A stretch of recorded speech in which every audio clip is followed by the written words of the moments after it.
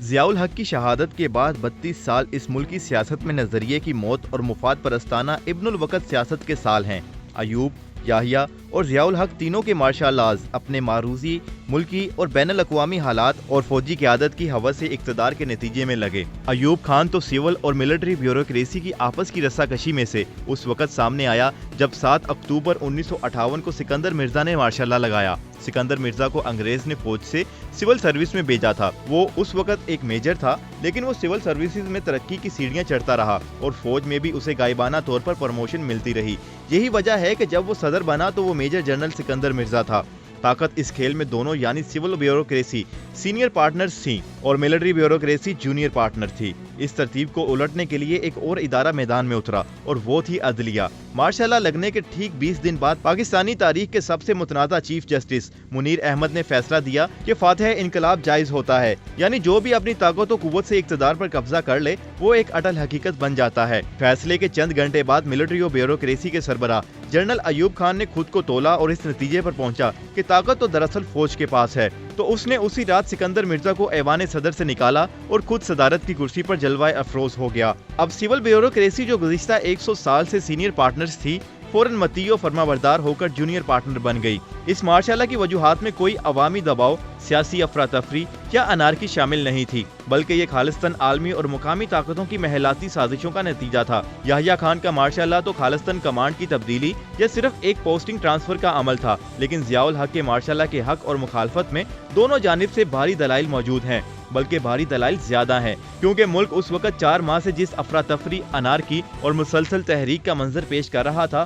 اس کا ایسے مزید چلنا خطرناک ہو سکتا تھا۔ ضیاء الحق کا مارشل لا نظریاتی سیاست کا آخری مارکا تھا۔ ذوالفقار علی بھٹو کے بائیں بازو کا نظریہ خود اس کی فاش سیاست میں دم توڑ چکا تھا اور مقابلے میں اٹھنے والے نظام مصطفیٰ کی تحریک کو ضیاء الحق نے ایک ایسی سیڑھی بنایا جس نے پہلے دن سے اس کے لیے اقتدار کی منزل آسان کر دی۔ 6 جولائی 1977 کو ذوالفقار علی بھٹو کی حکومت کی موت پر کوئی ماتم کرنے والا نہ تھا، لیکن ضیاء الحق کو خوش آمدید کہنے والے بے شمار تھے۔ ضیاء الحق وہ خوش قسمت تھا جسے ایسے عالمی حالات میسر آئے جس نے اس کی حکومت کو مزید دوام بخشا۔ روس کی افغانستان میں شکست نے بائیں بازو کی سیاست کا خاتمہ کر دیا۔ اب دشمن، دوست سب امریکی چھتری تلے آ گئے۔ ضیاء الحق نے بھی اسلام کو اس قدر ہی اوڑھنا بچھونا بنایا جس قدر امریکہ اجازت دیتا رہا۔ اس کی ایسی پالیسیوں اور طرز حکومت نے دائیں بازو کی سیاست کا بھی خاتمہ کر دیا۔ ضیاء الحق نے اسلام کے ساتھ وہی سلوک کیا جو ذوالفقار علی بھٹو نے سوشلزم کے ساتھ کیا تھا۔ اب ملک میں صرف اور صرف اقتدار کی سیاست، مفاد پرستی، ابن الوقتی، مصلحت کوشی اور طاقت کے حصول کا راج شروع ہو گیا۔ ضیاء الحق کی موت کے بعد پہلے الیکشنوں میں جب بے نظیر بسر اقتدار آئی تو یہ بائیں تھی نہ دائیں، جمہوری تھی نہ فاشسٹ، کمیونسٹ تھی نہ اسلامی، بس ایک حکومت تھی، سر سے پاؤں تک صرف حکومت، اول سے آخر تک صرف اقتدار۔ نظریاتی سیاست کی قبر میں سے دائیں بازو کی حنوط شدہ لاش نکال کر اس پر ملک کی سلامتی کا رنگ و روغن کیا گیا اور اس پر پرچم ایک مفاد پرست مصلحت کوش گروہ کے ہاتھ میں سے دے دیا گیا اور اس کی قیادت سر سے پاؤں تک اقتدار کی ہوس میں ڈوبے اور طاقت کے حصول کے لیے مہ تن سرگرم نواز شریف کے ہاتھ میں دے دی گئی۔ صرف چند سالوں میں ہی نظریے کی یہ گاڑی بیچ چوراہے میں اینٹوں پر کھڑی کر دی گئی اور دونوں پارٹیوں پر صرف اور صرف مفاد، لالچ، ہوس اور مصلحت راج کرنے لگی۔ دونوں کے منشور ایک جیسے ہوتے گئے، دونوں کی قیادت ایک ہی سانچے میں ڈل گئی۔ ایسی آب و ہوا کرپشن، بددیانتی اور لوٹ مار کے لیے انتہائی سازگار تھی۔ 10% سے 100% اور لوہاری دی ہٹی سے ایون فیلڈ تک کہانیاں بکھیر گئی۔ ہر حکمران کی دوڑ زیادہ سے زیادہ دولت کمانے اور اقتدار کی بقا تک محدود ہو گئی۔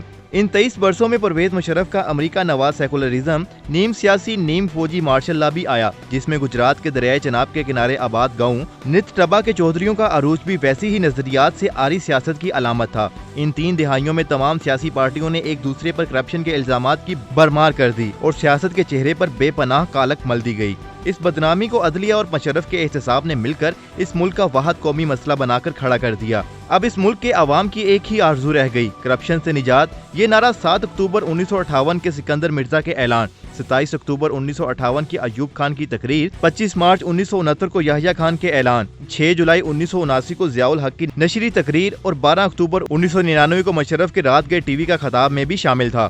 ہر کوئی کرپشن کے ناسور سے اس ملک کو نجات دینے کے لیے اقتدار پر قابض ہوا اور پھر اقتدار کے مزے لوٹتا رہا۔ سیاست کے اس نعرے کا پرچم آخر کار عمران خان کے ہاتھ میں آ گیا۔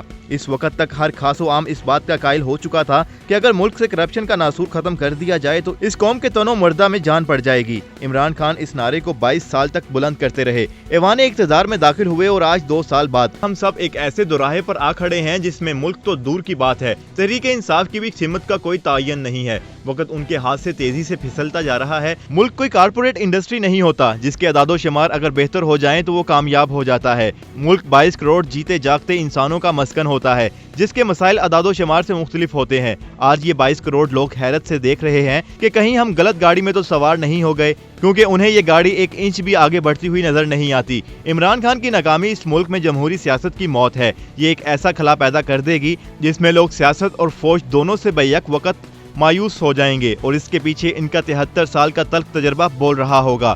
सिर्फ 2 बरसों ने 32 बरसों के इस नारे को उलट कर रख दिया है और लोग सोचने लगे कि ये मुल्क करप्शन के साथ घिसट कर तो चल रहा था, लेकिन नाअहली के हाथों पटरी से उतर रहा है और इस नाअहली की सिर्फ 2 वजूहात हैं। इमरान खान साहब की पार्टी में हर सियासतदान का किबला मुख्तलिफ है। सेकुलर मुल्क को इस्लामी सिमत जाने से रोकता है तो इस्लामी नजरिए वाला पार्टी को सेकुलर सिमत जाने से रोकता है। इस खींचातानी में हुकूमती ट्रेन प्लेटफॉर्म पर मसलसल खड़ी है।